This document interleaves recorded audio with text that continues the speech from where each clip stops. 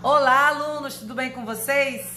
Então, eu vou trazer para vocês alguns conceitos que são bem interessantes para poder enriquecer o trabalho, tá? O trabalho de pintura, o trabalho de desenho, qualquer tipo de trabalho artístico, né? São os conceitos de harmonia e contraste.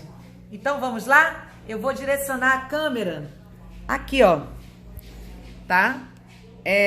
Tem esse desenho aqui desse gatinho, né? E aí eu coloquei aqui que esse tom aqui, né? Por exemplo, de azul escuro. E aí no caso, peraí.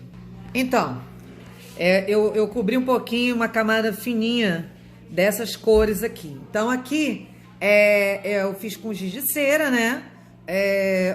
O tom mais escuro, né, do preto, e aqui usando a mesma cor do giz de cera, não forçando tanto a mão, né, deixando a mão mais leve, e aí o branco da folha vai interferir nessa cor. A gente tem um cinza claro, quase branco. Então aqui, ó, a gente tem o que a gente chama de contraste, quando você coloca lado a lado coisas completamente diferentes. Então aqui, ó, eu tenho o preto e o cinza bem clarinho, quase branco, lado a lado, né? E aí eu gosto de fazer essa comparação. Digamos que você pegue uma casa bem bonita, né? E coloque ao lado de uma casa toda feia, velha, caindo aos pedaços. Ali são coisas diferentes que estão uma do lado da outra. Então, a gente tem o que a gente chama de contraste. E aí, tem esse desenho aqui do gatinho, né? O gatinho preto, né? E aí, normalmente, o gato preto, né? A maioria deles tem esse olho amarelinho. E o preto, né? É o tom mais escuro, né? E tá do lado de um amarelo, claro. E aí, o que acontece? Quando a gente coloca lado a lado coisas que são bem diferentes, cores que são bem... digamos, cores, aqui no caso são cores, né, porque é o amarelo e o preto, aqui no caso são tons, né, que é o mesmo azul, só que aí o azul escuro, mais escuro, e o azul mais claro. Então, quando a gente coloca lado a lado tons e cores diferentes, a gente tem o que a gente chama de contraste, tá? Agora, vamos para o conceito da harmonia, tá? Aí, temos essa pirâmide aqui. E aí a gente pega uma cor, né? Podia ser outra cor, podia ser azul, verde, o próprio preto. E aí eu faço uma escala de tons da mesma cor. Então eu não peguei, que às vezes você pega o giz de cera, aí tem lá verde claro, verde escuro, marrom escuro, marrom claro. Não foi. Eu peguei o vermelho, tá? E aí eu pintei bem forte. Esse primeiro aqui. E aqui eu já pintei forte, mas ele tem que estar mais claro do que o primeiro. O terceiro eu já comecei a pintar mais fraquinho e ele ficou mais claro do que o segundo. E o quarto com a mão bem leve, né? Para poder ficar mais claro do que o terceiro. Então, são 4 aqui nessa pirâmide. A gente tem 4 tons diferentes do mesmo vermelho, tá? Quando a gente coloca lado a lado tons muito próximos, a gente tem o que a gente chama de harmonia. Então aqui, ó, quando a gente faz essa escala, a gente acaba fazendo um degradê de tons da mesma cor.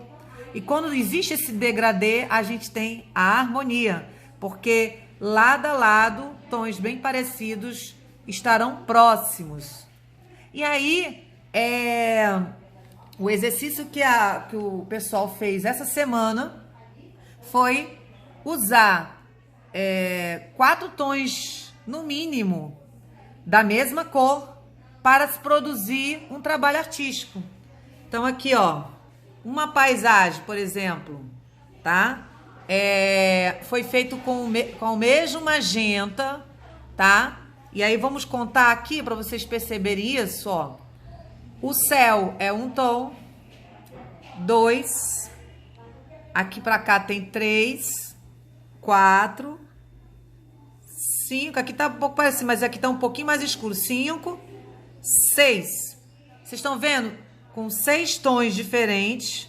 Esse aqui tá parecido com esse aqui. 6 tons diferentes, com a mesma cor, com a mesma cor do giz de cera, a gente pode formar uma paisagem. E esse tipo de exercício é muito legal, porque desenvolve essa sutileza no olhar. Aí agora temos aqui, ó, esse olho também que foi feito com o mesmo giz de cera azul, tá? Aí a gente tem, ó, 1, 2, 3, 4 e 5, tá? 5 tons diferentes. Então, quando a gente trabalha tirando, né, assim, dando a proposta para a turma, né, pegando a turma com essa proposta. Não, você só vai utilizar uma cor do giz de cera, né? O aluno, ele acaba focando nessa variação tonal, né? E aí é muito interessante, porque depois quando ele for fazer algo colorido, ele vai estar habituado a fazer essa variação tonal dentro de cada cor. E aí aqui, ó, foi uma atividade de desenho de observação do próprio colega, né? Com a mesma variação tonal, né? Se escolheu uma cor apenas, e aí era um desenho de observação que um aluno estaria de frente um para o outro, e iria desenhar o colega que estava na sua frente. Então, quando sobrava um aluno, esse aluno fazia o autorretrato, né? Ficava na frente do espelho se autorretratando. E aí, no caso aqui a máscara, né? Porque ninguém podia estar sem máscara na sala de aula, né? E aí é até legal porque o foco ficaria só no olhar, né, do aluno. Então ele poderia não focar nas outras partes do rosto, né? E aí foi explicada a questão da diferença entre, por exemplo, o tom do olho em relação à sobrancelha e em relação ao cabelo, né? Então, esse aluno que estava sentado na primeira fila, né? O cabelo dele, essa parte aqui, ele tinha um corte que aqui ele usou uma máquina maior, né? Eu não entendo muito bem dessas questões, né? Mas deve ter sido uma máquina 5, 6, sei lá. E aqui nessas laterais a máquina pelou um pouco mais o cabelo dele. Então o couro cabeludo aparecia mais, fazendo com que essa região ficasse mais clara do que essa parte aqui. Então toda essa observação é estimulada com a turma, né? Então vamos observar. E aí a questão do brilho do olhar, onde é que está o brilho, marcar a região do brilho para não pintar, para poder ficar em branco, né? E aí cada criança, por exemplo, se a criança tinha um olho claro, esse contorno em volta do olho, ele é mais forte em relação à parte de dentro, né? E no caso esse menino tinha um olho muito escuro, era um castanho muito escuro, então aí poderia forçar mais o giz de cera para ficar mais escuro o olho dele em relação à sobrancelha, né? E aí a sobrancelha dele era mais clara do que essa parte aqui do cabelo, né? Sendo que essa parte do era mais clara do que essa parte do cabelo, mas essa parte do cabelo era mais clara do que o olho. Então toda essa comparação foi sugerida para a turma, e aí vários desenhos bem interessantes surgiram desde do primeiro ano até o 5º ano, né? O primeiro ano com um suporte maior, né? Aí a gente deixa até mais livre, né? Essa percepção, porque cada criança desenvolve de forma diferente, né? Mas uma turma do primeiro ano, quando viu esse tipo de trabalho aqui, né? Eles ficaram encantados e quiseram, né? Tentar realizar esse trabalho, né? E foi bem interessante o resultado, né? Então, eu vou ver se eu consigo colocar a sequência de fotos, né? Eu coloquei nos stories, mas ele acaba sumindo, né? Nos stories do Instagram, mas eu vou ver se eu consigo fazer um vídeo com a sequência dessas fotos, né? E é um tipo de exercício muito legal. E agora eu quero mostrar para vocês, por exemplo, no caso, a paisagem, né? Para vocês iniciarem, né, esse tipo de atividade, seria melhor para poder fazer essa iniciação. Então, aqui. Gente, se vocês vissem a gambiarra, é porque não dá para filmar o make-off, mas se vocês vissem a gambiarra que eu fiz para essa câmera ficar posicionada e eu ficar com as mãos livres, olha, a NASA ia ter que me estudar um pouco também. O pessoal fala, né, que o brasileiro precisa ser estudado pela NASA, né? Então tá. Se você pegar o giz de cera deitado, por exemplo, vou fazer uma paisagem. Se eu pegar o giz de cera deitado e fizer isso aqui, eu já tenho um chão, né? Um chão, a linha do horizonte ali, né? Então, já é um tom. Já é um tom de cor, né? Da mesma cor, esse magenta aqui, né? Essa cor aqui, magenta, tá? Já é um tom. Se você pinta assim, em pé, já vem um outro tom até mais escuro. Aí agora, o céu, se eu já deixo a mão mais leve, né? Eu tenho um outro tom. Então, já temos aqui 2 tons da mesma cor magenta. Eita. Então, tá aqui, ó. Ó. Então, aqui a gente já tem 2 tons.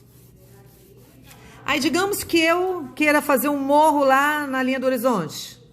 Aí, eu vou, de repente, vou fazer mais claro do que isso aqui. Aí, eu forço para poder ficar mais escuro do que o céu, mas eu não vou forçar tanto. Tem uma coisa marcando ali. Tanto para não ficar mais escuro que isso aqui. Aí, eu venho aqui, ó. Vou até forçar um pouquinho mais para poder diferenciar, né, o morro desse chão, tá? Então, ó, é uma paisagem que eu tô criando agora.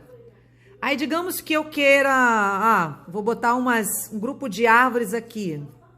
Aí, eu já vou lançar uma textura diferente dessa de giz de cera deitado.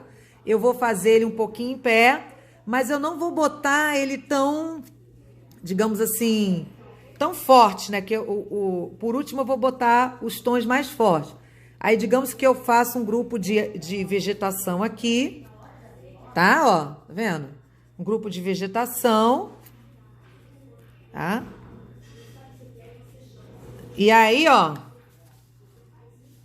tá lá, um grupo de vegetação. Aí, digamos que eu queira botar algumas árvorezinhas aqui também, ó. Como ela tá longe, né? São vegetações que estão bem longe, eu vou colocar ela mais fraquinha. Mas vocês estão percebendo que aqui, ó, tem 1, 2, 3, 4... Peraí, 1, 2, 3, 4, 5 tons diferentes.